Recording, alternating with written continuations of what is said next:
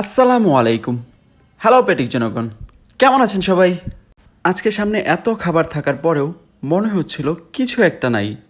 তারপরও আমি চাইলেই আর একটু কষ্ট করলেই এই শূন্যতাটা পূরণ করতে পারতাম, কিন্তু আমি ইচ্ছা করেই করিনি।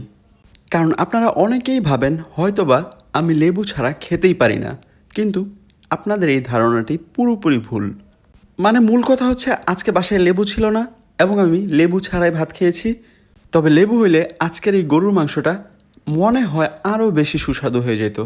সাধারণত মাংস আমার এত বেশি পছন্দ না, তবে আজকের মাংসের ঘ্রাণটা এতটাই তীব্র ছিল যে আমি খাবারের মাঝখানেই গরুর মাংস দিয়ে ভাত খাওয়া শুরু করি।